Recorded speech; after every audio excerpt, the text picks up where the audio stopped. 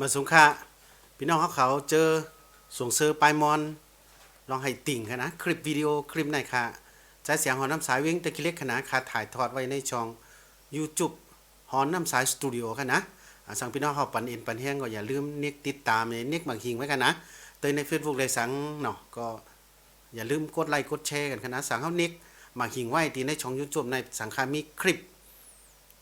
อันไรในก็พี่น้องเขาลีเลยหันนั้นตั้งค่ะนะอันนี้ปอดตอนไหนดีเป็นไล่ไห่ติ่งค่ะนะไล่ไห่ติ่งได้ดีเป็นตีจ้าตอนตีสามค่ะนะตอนตีสามในไล่ไห่มือมันเป็นเจิงเงินเขาก็มาถึงตอนตีสามค่ะนะตอนตีสามมันก็ว่าเขาหลุดแทงปอดแทงตอนนามาก็หรือไห่กว้ามเอาค่ะนะไล่เตรียมไล่ไห่มันเป็นเจิงเงินก็นะพี่น้องเขาครับเลยต่ำนะไล่ไห่ลอกกันได้ไล่ตัวไล่เตรียมมันจังไรเนี่ยมันเป็นปึงเต้ๆมันค่ะนะแล้วก็อันสำคัญในปอดตอนในสำคัญในการนับจังหวะการนับไต่ปิ่นนะอันในเจอว่าก้นไห้ติ่งก็ได้หลูไรนับหลูไรหมอเต้ๆก็เดี๋ยวนะหลูไรหู้นะก้นห้องก็ตีไรหมอนะแล้วก็พอเข้าห้องป้อมหู้ว่าป้าปิ่นที่ไรปิดปิ่นที่ไรนี่ก็ห้องนี่ก็มันก็ซ้ำง่ายๆนะมันเหมือนจังว่าเขาก็เขาขวางมันก็หยาบนั่นนะยกก็ก้นเต็มความกันนะก้นเต็มความสั่งเขาเต็มความเนี่ยก็พอเขาหู้ปิดหู้ป้ายหู้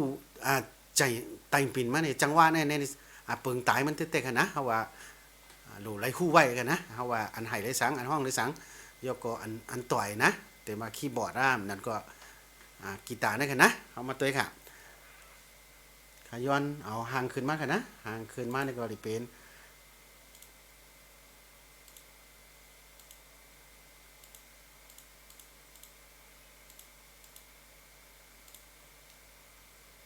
ปอดอันตั้งแต่ก่อนนะปอดอันตั้งแต่ก็เขาขึ้นมาคนเตยนะเขาต่อจากตีในนะเขาต่อจากคลิปตีสองเนาะคลิปที่สองได้ก็ที่หนึ่งนะที่หนึ่งปันไว้ตั้งเหนือได้ก็ไล่ไห่มันนะมันก็มี2มิวกันนะสังพี่น้องเขาอันเจิมไหลเตยคลิปที่2แล้วก็ขึ้นกับตัวคลิปที่2เลยกันนะ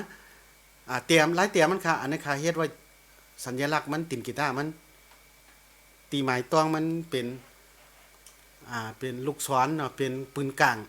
ใส่มาตั้งไตเตรียมอันเลยก็ไรค่ะแล้วก็พอจี้มาเนี่ยก็ป้อไห่เป็นอันเหมือนป่งสารน้ำปัด2นี่ได้ไห่ลงนะว่าป้อไห่ลงป้อป่งสารน้ำปัด3ได้ไห่ลงตีสาย4 5 6นะแล้วก็ป้อไห่ลง1 2 3ในปิดที่2นั่นก็นะไห่1 2 3ลงตั้งแต่นะแล้วก็อันที่4นั่นก็กีดขึ้นนะกีดขึ้นที่สาย4 สาย5 สาย6นั่นก็อะไรมากีดขึ้นตีปิดที่3ก็กีดคืน1 2 3นะในกิดคืนกันนะปอดในเขาเย่ากันนะเขามาใครคืนก็ในเขาคืนกันนะเขาคืนกันในดีเปลี่ยนเจ้าเงินในเขามาตัวกันในเปิงตายค่ะนะในเปิงตายมันเต้ๆในแห้งเดือดหลุดไรหู้ในล็อกไล่แต่ลีนับจังหวะนะในไอ้ใหญ่เต้ๆค่ะนะมันมีตีขานั่นนะขาพอเขายกคืนนะ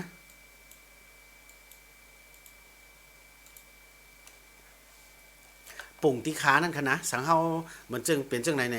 ขาเขาพอโยกเขาจะในพอเขาเต็กลงในหรือห้อง1นะพอเขายกขึ้นในหรือห้องมันห้องหลายเมลค่ะนะปกตินอกเมืองแต่ก็เป็นห้อง n นะ1 n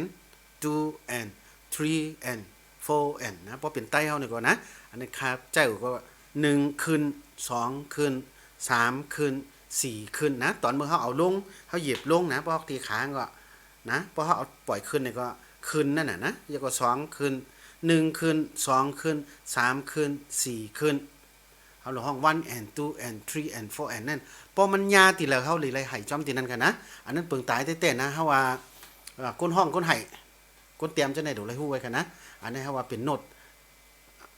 หลายจังหวะนี่ก็กำเข้ามาเรียนเต้ๆกันนะเฮามาเตยหางขึ้นกันนะหางนี่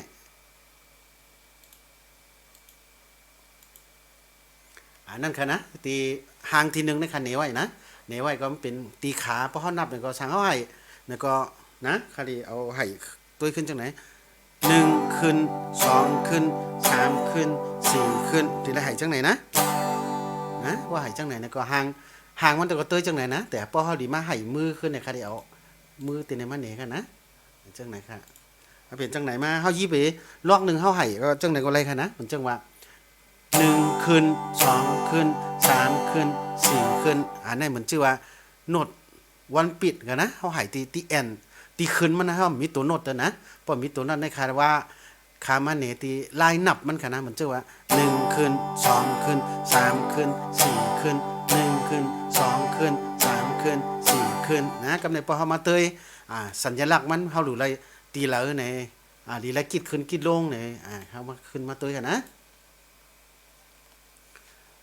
หางที่2กันนะหางที่2หางที่2ได้เป็นภาพหางที่2ในนะกูปอกก็คลิปที่คะแนนไว้1 2คลิปที่1เดือนที่2ได้บอกไว้ค่ะนะอันนี้มันป้องว่าไห่ลงนะไห่ลงในปิดที่1นะไห่ลงใน1แล้วก็กิดขึ้นในขึ้นนะเราเป็นจังนั้น2ขึ้น3ขึ้น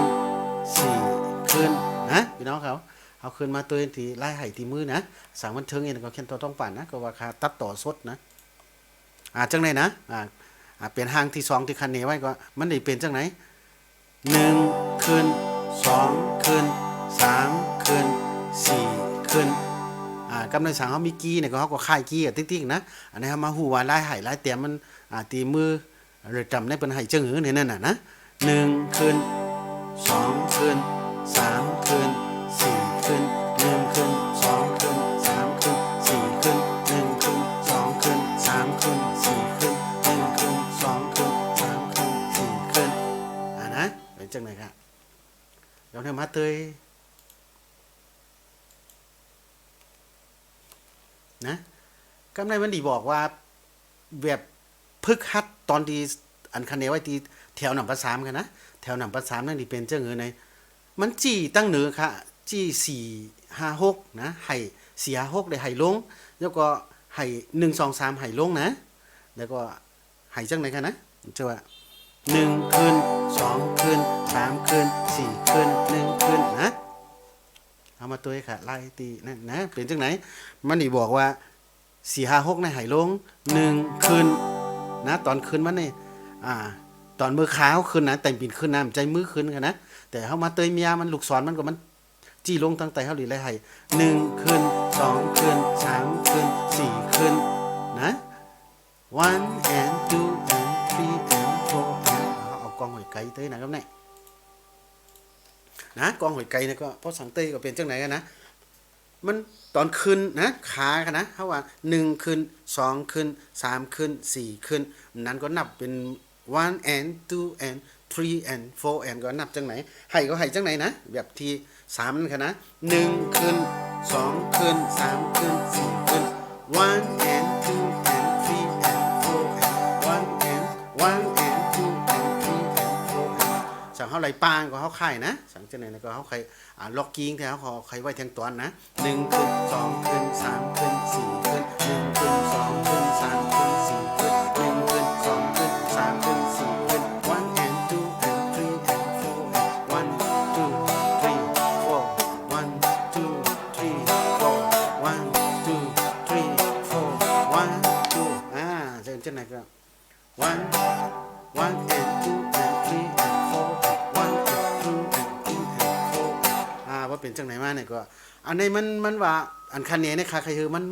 กล่าวไว้นะเพราะกล่าวไว้เนี่ยก็มันตีไรฮู้กำเดียวนั่นน่ะนะว่าพออัน3 4อันไหนมันอีกมันตายตัวไว้ว่ามันเป็นสโลโกโก้เนี่ยเป็นจึงก็หลายเตรียมมันกว่าจังไหนเนี่ยค่ะคือพี่น้องเขาเข้าใจแล้วก็ยกก็เคยคือกล่าวไว้นั่นนะเพราะเป็นจังไหนเนี่ยมันเฮาก็หลุดถุยหลุดเต้ยก็พอเฮาหมอเตรียมเฮาหมอเต้ยก็แต่มันดีเปิงมานวดมันชื่อว่านวด1จังหวะนวด2จังหวะจังไหนพอเฮาฮู้มันก็พอเป็นนวด4จังหวะแล้วก็1 and ปกติแอนนะมันมี4ตัวหมดแล้วในมันตึก1 and เนี่ยตึกมี2ตัวนะกาตัวนวดเป็น1เนี่ยก็เฮาไว้แทงคลิปนะแทงอินพอเฮาหมอเต้ยหมอเตรียมเอาจังไหนก็เปิ้นให้พอมาจังไหนติเลยเตรียมจึงอันนี้ก็1 2 3 4ว่าจังไหนพอเฮาเห็นฮู้ก็ติ๊กๆเนี่ยก็มันอีกกับ1ปิดมามันอีปลาโนด4ตัวมามันนี่ไล่ให้จังจำครับโนดนี่ไล่ให้จังไหนก็พี่น้องเขาตัวในช่อง YouTube กันนะเห็นต่อติดตามในคดีเฮ็ดแต่จ้าขึ้นกะจนพอเข้าใจก็หมอนะจนพอหมอในใครก็ฮัดว่ามันอยู่ตี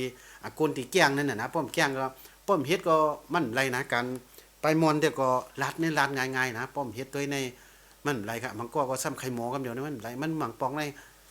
มันกล้องเลยกล้องแต่ตั้งเข้าใจเหมือนกันนะมันก็อูหูปีมันนะมันก็อูหู10ปีนะเพราะฉะนั้นในแห้งในอู10เป็นไห้ในไห้ไล่นะเพราะเฮาจังติ๊กๆในกล้องเลยก็ไห้มาในมือมันตัวโนดออกมาลิเข้มเดียมมาคือลิตันมาคือ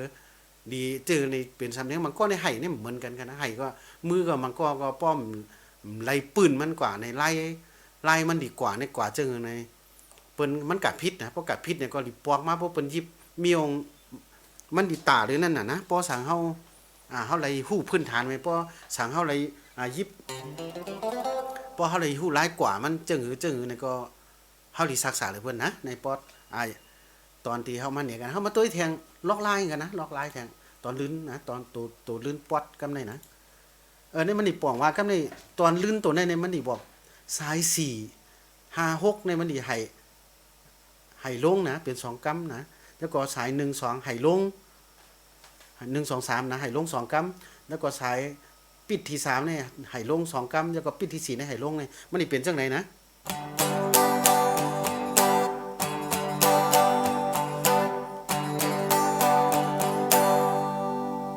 เอามาเตยมือเอามาเตยมือเอากองไว้เตยนะ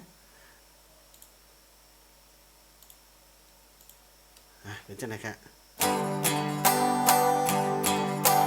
1 and 2 and 3 and 4 1 and 2 and 3 and 4 and เฮาหมายนะตัวนั้นนะ1 and 2 and 3 and 4 นะมันได้เป็นเพราะจังไหนมันก็อันเปิ้นห้องแต่มันสิเป็นคือกูว่าสโลกูว่าในก่อนมันก็มีจื่อมันออกมานะสังเฮาฮู้จังไหนเฮาค่อยถุยจึงก็ไรนะอันนี้ก็ตุงๆจ้านะสังเฮาฮู้จังไหนก็พอเตยคลิปที่1ที่2มันก็ป้องใจกันนะเป็นจังได๋กันนะในเฮามาเตยขึ้นแทงกำนะว่ามันเป็นจังได๋นะมันนี่ไปให้ที่1คืน2คืน3คืน4คืน1คืน2คืน3คืน4คืนคืน sorry ตั้งตัวนี้เฮาได้เอากล้องหัวใหญ่เอาไกลเต้ยนะว่าเต้ยค่ะคลิปตอนแถวตอนสุดท้ายนี่เป็นจังได๋นะ1คืน2คืน3คืน4คืน1คืน2คืน3คืน4คืน1คืน2คืน3คืน4คืนโอเคเป็นจังได๋นะพอแทงยังไงก็จังได๋มันพอเฮาเรียนติ๊กๆก็มันนี่มีจื่อของมันนะเป็นสโลกูว่าเป็นทวิสต์เป็นเป็นฮัดลอกเป็นจังได๋ก็มันก็เฮามีตีถุยเฮาเตรียมจึงก็เปิ้นเตรียมนะมีที่เฮาป้องใจก็เฮาถุย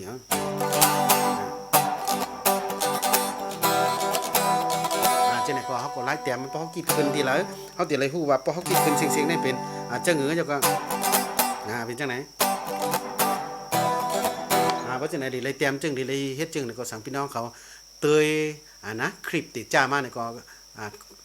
มันติป้องใจนะขาใจเสียงของน้ำสายค่ะนะคลิปในก็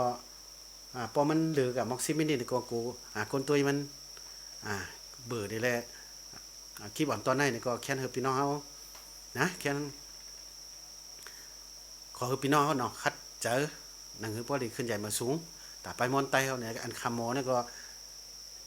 ดีเฮ็ดไว้นะหมอนำแต่ความใจนะตอนตาก้นหมอก็พอเฮาเตยในช่อง YouTube เลยสังใน Facebook เลยสังแล้วก็แค่ตอนนี้ก็อะไรค่ะนะเฮ็ดตอนตะปลายมอนตีเตจ้านะเตจ้าพึกนี่แหละขาใจเสียงของน้ำสายค่ะเวงแต่ขี้เล็กนะครับคลิปตอนนั้นก็อย่าลืมเน็กกดไลค์กดแชร์กดติดตามเสียงคำค่ะมาชมค่ะ